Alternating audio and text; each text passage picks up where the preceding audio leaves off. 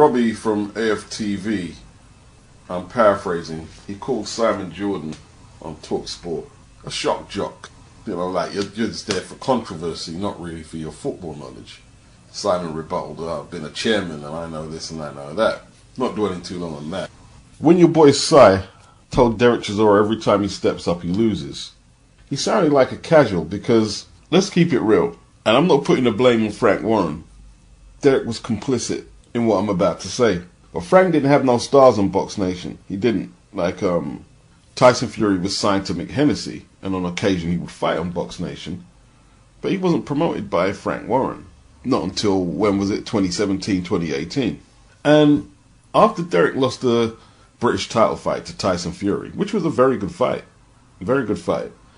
Frank basically just hurled Derek into the deep end, into tough fights to keep Box Nation alive. Like, after the Tyson Fury fight, would you send your prospect, because that's what he was a prospect, 15-1, a dozen or so amateur fights over to Finland against this well-ranked knockout puncher, forfeit home advantage and all that? And yeah, Frank did that just to keep the lights on at Box Nation. Helenius was ranked number 6 by the Ring magazine. As you can see, there ain't no British heavyweights in there at this stage here. That's the time period we're dealing with British boxing. Giving up home territory and everything. Is that what you would do? Well, that's what Frank did. And Derek lost a split decision, which was widely condemned by boxing fans, by boxing media. Vitaly Klitschko came out and said Derek won the fight. I'm going to give him the next title shot, not Helenius. But you see, Simon probably doesn't know this, or if he does, he's choosing to be ignorant so he can spin his own narrative and do what he's really there for. Like, especially if he's talking boxing. He's not there because he's been following boxing intently for years. He's there to entertain the casuals so they can have something to talk about. Did you see how the way Simon spoke to Derek? He told the truth, though. People just don't like the way he says things. He didn't really tell the truth. He told his narrative as a casual to other casuals to keep them entertained. And yeah, no doubt, the L remains on Derek's record against Helenius. It remains there, but it's not the whole story about you step up and you lose every time. It's not the whole story. Then straight after that, Frank pitches Derek in with Vitaly Klitschko. This is Derek's 18th fight.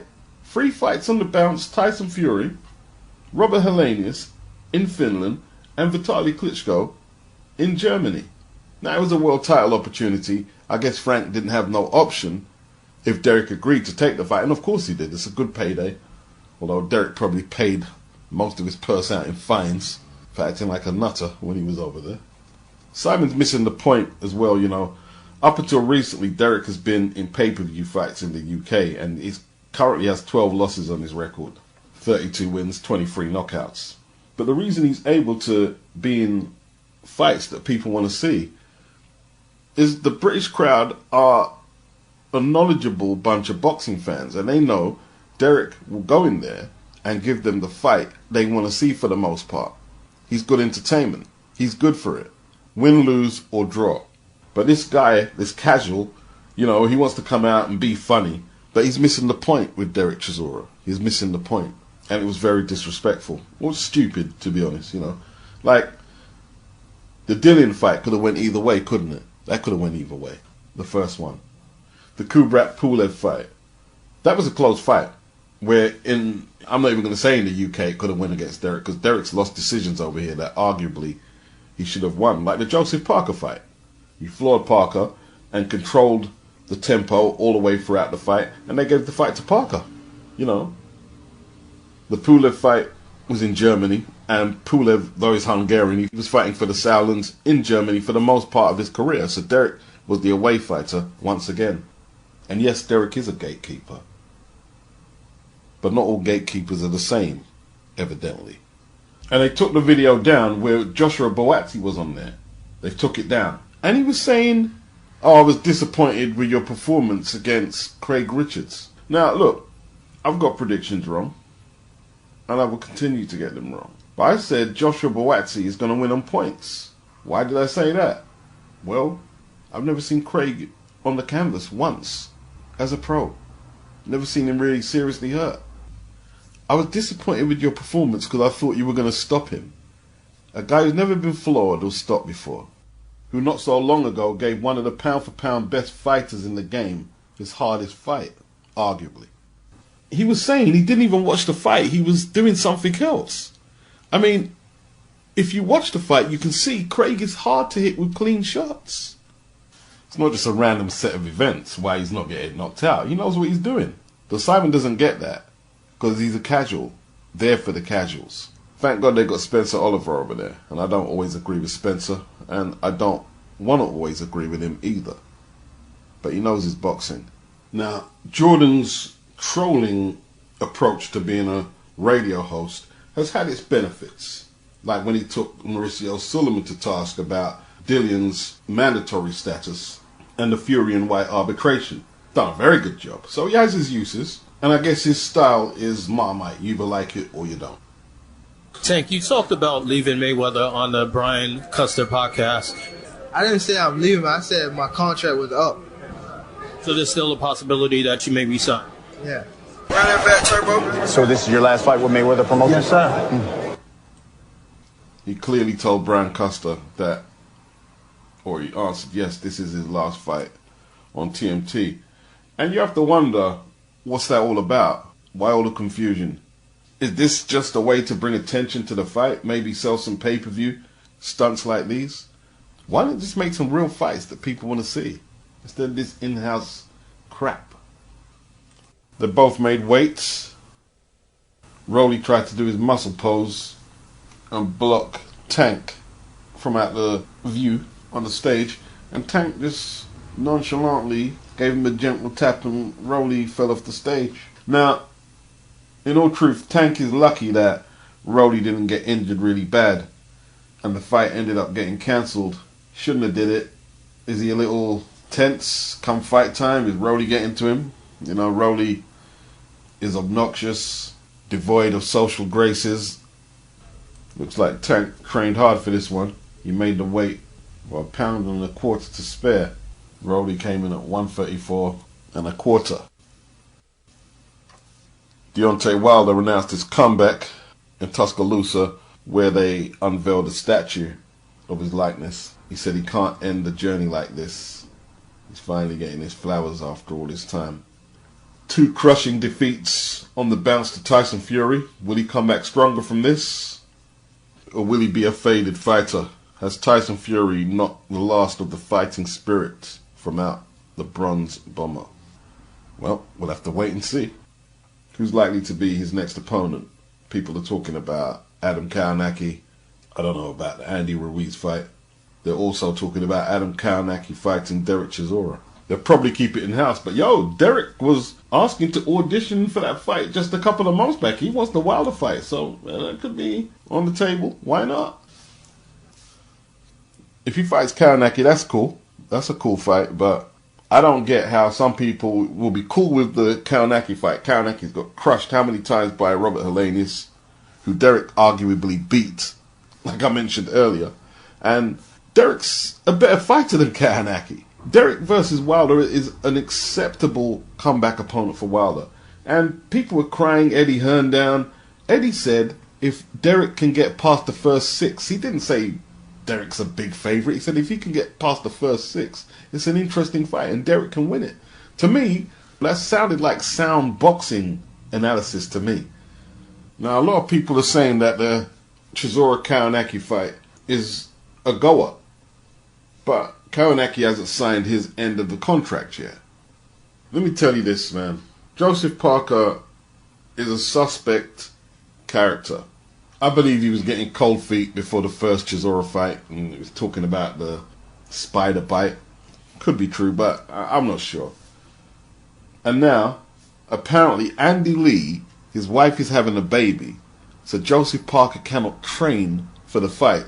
So they're pushing it back until September, and Joe Joyce will have a little mark time bout in between. See, why is Joe going to have a mark time bout in between fighting Joseph Parker? What if Joyce loses? Isn't that the same reason that Frank Warren is keeping Anthony Yarde out the ring?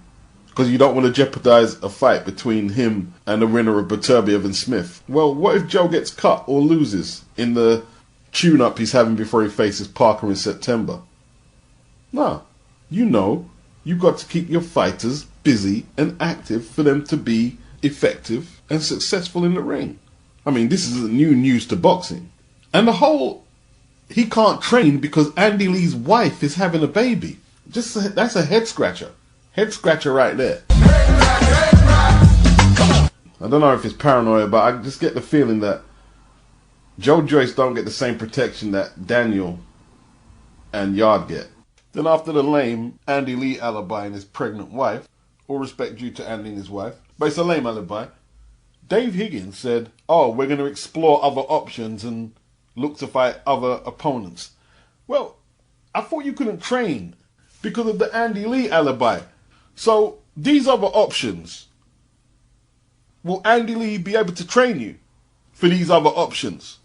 Because I thought you couldn't fight Joyce because Andy Lee is with his pregnant wife. Or what is it?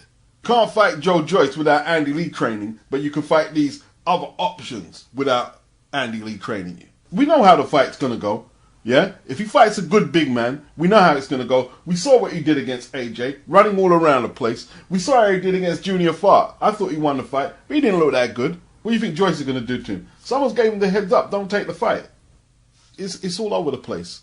And he needs to get out of that Tyson Fury camp. It looks to me like he's hoping that hanging around Tyson Fury is going to rub off on him and he's going to turn into Tyson Fury. And it's pathetic. Being a Tyson Fury pom-pom waver. A former world champion becomes a Tyson Fury pom-pom waver. This is the let's have it section. This is what it's all about. It's fights like this. Vergil Ortiz versus David Avanesyan in play for August the 6th in Texas. That's one of the hottest tickets in the game right now. August the 6th on Dazn in Texas. Now you can see in all sanctioning bodies, they're both very highly ranked. Ortiz is the highest ranked welter out there right now. And David Avanesyan ain't doing too bad himself. Now, Frank has been critiqued for the last few fights he's put David Avanesyan in. And it's the type of fight David has been looking for. And it puts pressure on Eddie and Conor Benn to step up because they've been avoiding David Avanesyan, and I'm a Conor Benn fan, admittedly. I'm rooting for the legend's son to do well. And now Vergil Ortiz is stepping up. We want to see what Conor does next. This is a big fight. That's a big, big fight. If you're subscribed to BT, unfortunately, you're going to miss out because obviously DAZN have picked it up. DAZN have done a great job recently. Have been doing a great job. If Golden Boy was with Top Rank or the PBC, then, you know, Frank would have got the UK rights. Avanesyan, since losing to their common opponent, Kavaliauskas, he's rebuilt his career from that loss in 2018. 6 wins on the bounce. The 2 wins against Ledger Raja in Spain put him back on the map. Then he beat the UK's supposed hot prospect Josh Kelly. He's 5'8" with a 68.5-inch reach. In fact, Vergil Ortiz hasn't fought since he beat Kavaliauskas August of last year, so he's been inactive for a while now. By the time he steps in the ring with Avanesyan, that will be a year out. He apparently had some muscle and blood disease and had to pull out of the Mickinson fight, and that explains the inactivity, I guess. He's considerably bigger than David. Will the size be a factor in this one? He's 5'10", 78-inch reach. Will Avanesyan's experience come into play? He's 33. 9 years older than Vergil. He's 24. Can't wait. Great news. Great news. Great news. I tell you what, man. Sky and DAZN are going to have an explosive rivalry in the upcoming years. I was listening to that interview with Adam Smith and Boxing King Media. And Adam Smith was very animated. Very animated. He spoke about how Carl Froch did his thing abroad in a Super 6 tournament and how he was telling Adam that he's going to become the biggest star in Britain. At that time, David Haye Amir Khan were still doing their thing, pay-per-view fights on Sky, Froch told Adam that he's the biggest star in Britain. And Adam said, "Are you? My friends don't know who you are." And then they went to work. Froch signed with MATCHROOM and fought exclusively on Sky. Secure that solid base at home first. The Lucian Bute fight at Nottingham. That turned MATCHROOM's fortunes around, Sky's fortunes around, Froch's fortunes around, British boxing's fortunes around, it did. And then, you know, when he started selling out the O2 with the Kessler rematch, he became a star. He did. And that culminated in the 80,000 gate with George Groves. And the blueprint was there. You got to get the best out of your homegrown talent. You have to. I don't like a lot of Eddie's language lately. Adam Smith was responding to what Eddie said. Eddie's asking, where's the money coming from? Well, it's not Eddie's business where their money's coming from. It was almost like Eddie was suggesting that the money was coming from some nefarious source. Almost dry snitching. And you know who I've got in mind, who he was suggesting where the money was coming from. Because he said it already, that this individual is working with Sky in their recruitment for new fighters. Obviously, we're still waiting to see where AJ goes. Does he stay on Sky? Does he go to Dazn? They also said that Joshua Buatsi's contract is up with MATCHROOM. So where does he go? Does he follow AJ if AJ goes to Sky? Or is he staying put with Eddie? Now I'm reading this article here, but I'm going to start in the middle of the article.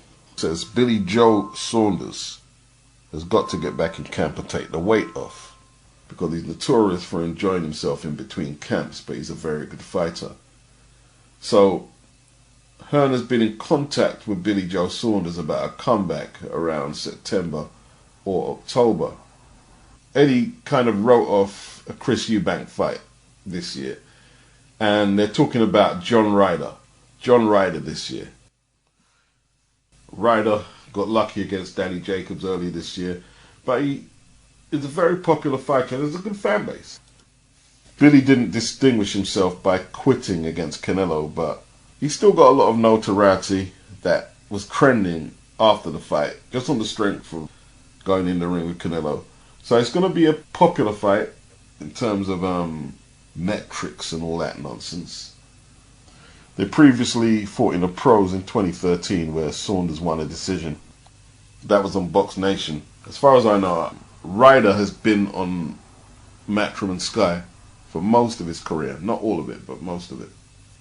In fact, in 2022, I'd have a bet that he's their longest standing fighter, still on the books, with the likes of Brook retired. It's a good fight, but I think Billy is at a very unreliable phase of his career, looking at how much weight he put on in them photos, and he's just a lot of trouble with his extracurricular pranks. And I think that's why Frank let him go after he popped dirty and got the Andrade fight cancelled. I think Frank was fed up with a lot of Billy's bullshit and Eddie signed him. Maybe Eddie should unload him, but Billy's still contracted to him, and I guess Eddie's got to give him one more go. I'm not holding my breath for a successful comeback, to be honest.